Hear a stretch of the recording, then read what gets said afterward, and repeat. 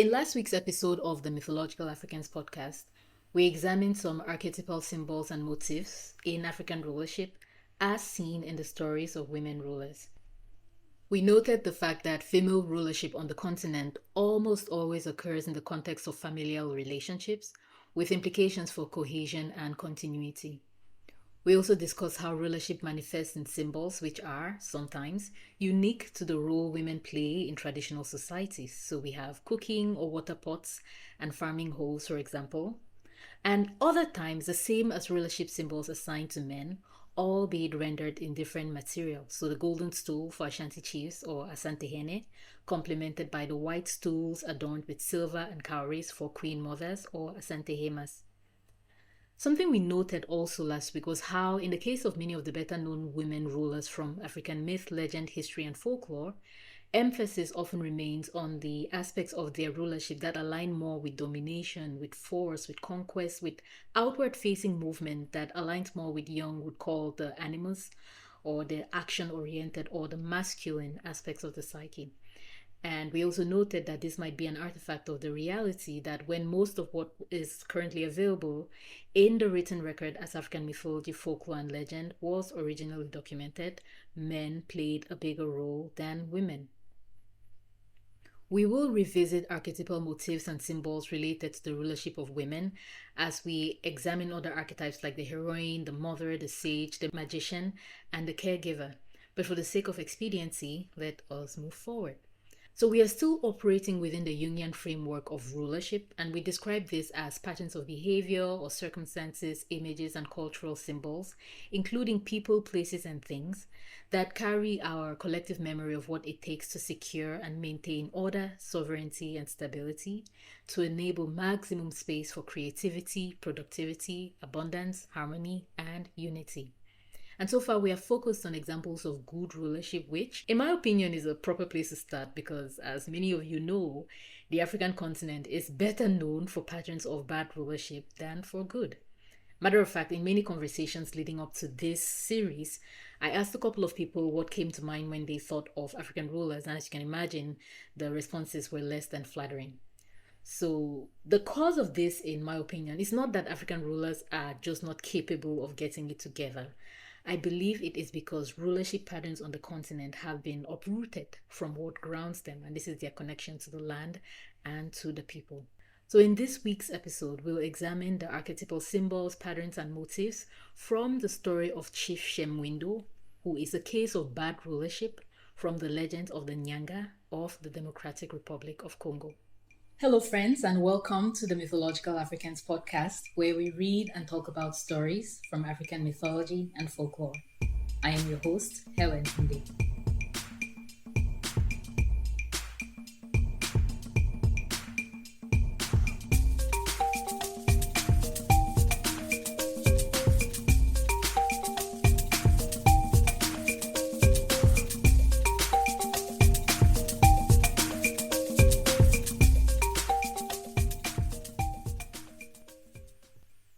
Before we look too closely at the story of Shemwindo, it's worth reminding ourselves of how Jungian analysis perceives rulership.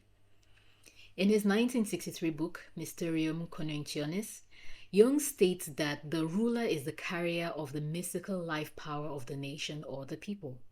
So the health, physical, and spiritual power of the ruler guarantees that of the people and the land. And what this means is that rulership is both supportive of and derived from the welfare of the organic and inorganic community of humans, animals, plants, and other animate and inanimate forms.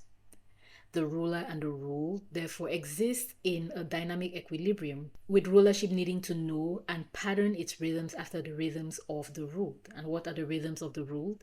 They are the ultimate archetypal patterns that are out there: life and death, coming into being and winking out of existence, rise and fall, give and take, transformation, change, renewal. This is true in all places of all things at all times. And so we can think of bad rulership as a disturbance of this equilibrium, which comes about when the ruler fails to honor these patterns. It is well documented that traditional African societies have complex political structures which work in tandem with spiritual and economic structures to maintain order and stability for the given collective. And the rulers of these structures are often singular individuals, usually men, but sometimes women, who inherit the position by birthright or by conquest. And they are supported and legitimized by elders, advisors, warriors, mediums, and seers. Whatever the structure was, a time ultimately came when the person or the people at the top had to exercise their power to some end with implications for the continued stability and prosperity of the collective over which they ruled. And the time could be something extreme and external like drought and famine, some epidemic of illness, war, or something so new and different as to be paradigm shifting, like, say, the arrival of pink skinned strangers who spoke a different language and brought new technologies previously unheard of. The time could also be something simple and natural like old age or illness. And either way, such times demanded a response from the rulers, and the rulers we cast as bad are those who, either in the present or retrospectively, made choices that undermined this previously described equilibrium. And it needs to be said that the choices of people we term bad are not always deliberately malicious or self-serving. In a moment, whatever that choice is might be the best possible options that they have. In the case of Shemwindo of Nyanga legend, the bad choice was deliberate.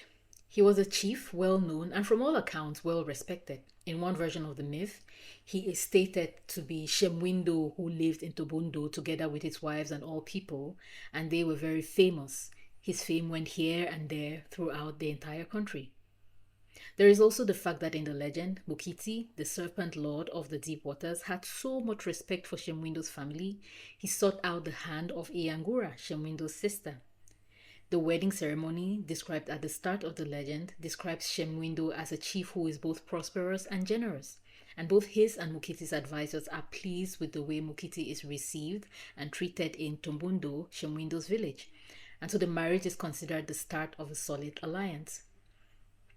So we have a ruler well known and respected for all the right reasons. But Shemwindo feared the end of his rule so much, he summoned all the people in his village and threatened to kill any of his 7 wives who bore him a son. This is immediately concerning because the birth of a son, especially to patrilineal people like the Nyanga, would be more desirable than the birth of daughters.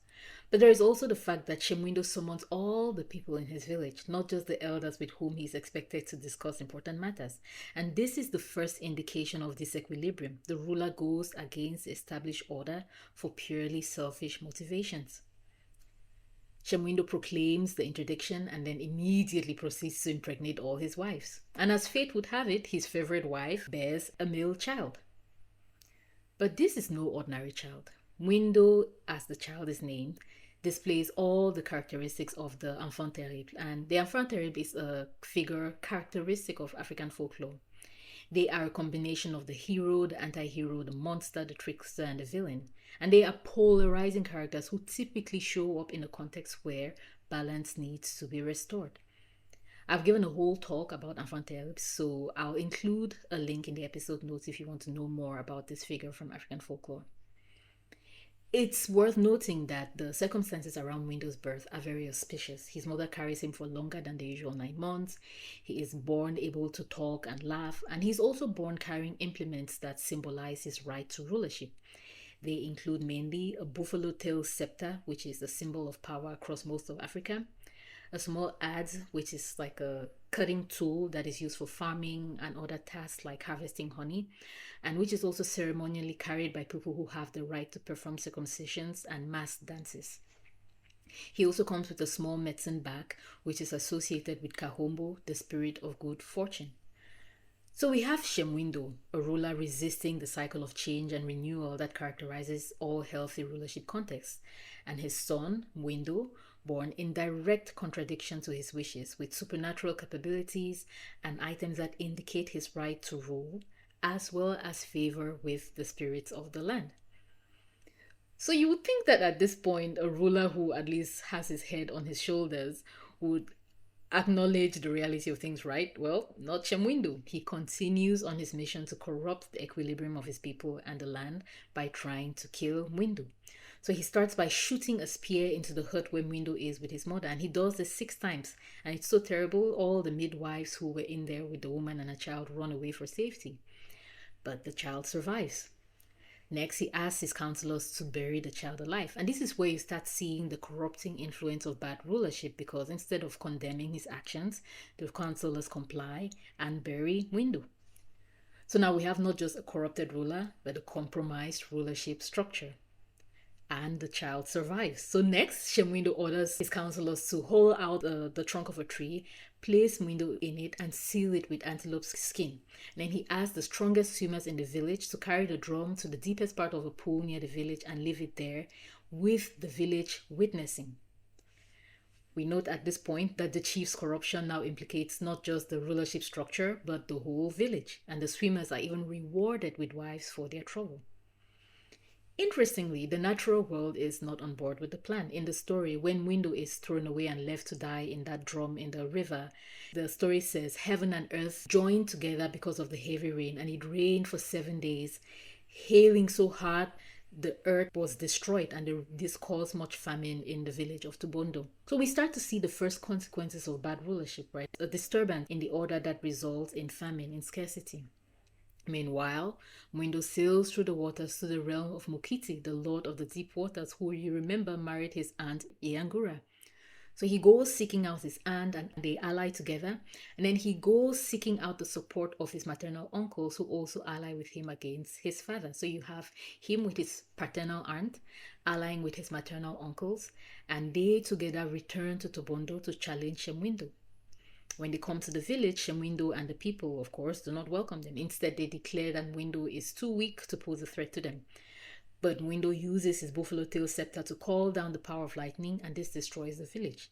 And when Shemwindo sees this, he's so frightened, he escapes to the underworld to seek protection from Mwisa, the deeply cunning and quite evil god of the underworld. And so the story continues with Shemwindo hiding from Mwindo while Mwindo secures the help of different kinds of animals, as well as Kahombo. Remember, he's born with the bag that is symbolic of her rights, and she's the goddess of good fortune. So he gets the help of not just the plants and the animals in the realm, he gets the help of good fortune, and together they defeat Mwisa.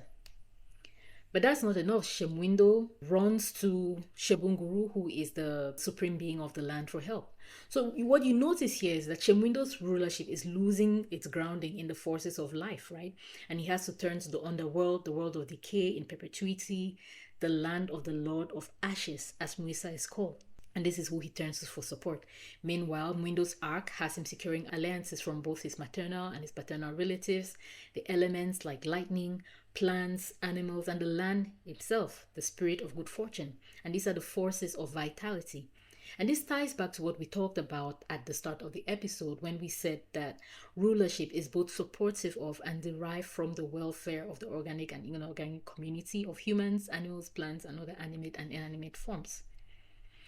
So Mwindo challenges and defeats Mwisa. Shemwindo runs to Shebunguru, the supreme being, seeking his help.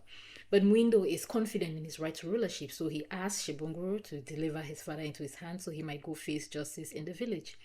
But Shebunguru challenges Mwindo to a game on the condition that if Mwindo wins, then he will be allowed justice. And Mwindo, again confident because he knows he's on the side of what is right, he wins the game and is finally allowed to capture his father and return with him to Tobondo to face justice. But then justice in this case is not death as one would expect, but it is an inquiry in which Mwindo describes all the ways Shemwindo has failed as a ruler and asks him to speak for himself. And next is a public admission of guilt from Shemwindo, and then a formal transfer of rulership to Mwindo, where Shemwindo takes off the clothing and the symbols of rulership that he has been wearing and holding onto, and puts them on Mwindo, which then restores stability, order, and fruitfulness to the land. And there is a scene before this where Mwindo goes through the land and resurrects all the animals and people and plants that had been destroyed during his battles with Shemwindo. So my mind kept going to the current state of African rulership as I worked through this story. Whether we are talking about the governments that emerged after colonialism and have persisted till now, or the remnant traditional rulership structures, one could say in many cases they have lost their connection to the very things that should give them vitality. And there are interesting parallels with Shemwindo's story, right? The origins in respect and honor, followed by a refusal to embrace change and new leadership, and in the cooptation of the productivity of women and the land for their own ends, and in the recruitment and rewarding of supporters who do their bidding, and in turning to the underworld or to the higher spiritual forces of the land for protection when things don't work out for them. And those are all too familiar archetypal patterns of bad rulership. But then the story also presents the archetypal patterns that offer medicine for that particular illness. And this includes trusting the vision of people who are brave enough to stand up to these bad rulership, building the necessary alliances, and ensuring that the solutions we propose pay attention to the needs of all in the land, both animate and inanimate. So there's dialogue, public accountability, and above all, the maintenance of dignity in the resolution of conflict. Because again, we note that in this version of the story, at least, Windo doesn't kill Shemwindo, holds him accountable, has him do what needs to be done to restore balance and make sure that things are set to right. So the way I see it, bad rulership is not new to the African continent. You read through folklore that predates the arrival of Europeans, and you will see Africans telling stories where they cast bad rulers in the role of animals or figures that don't display the right characteristics. So we know that we had bad rulers, but we had mechanisms by which to set things to right. So what has really been disrupted is the ability of people to organize against bad rulership, and when they succeed, to move on from it. But thankfully, that is something that can be changed, but not in one fell swoop, unless the opportunity presents itself, of course. It's in the deliberate refusal to comply with the dictates of bad rulers or rulership patterns, even if it might be of benefit.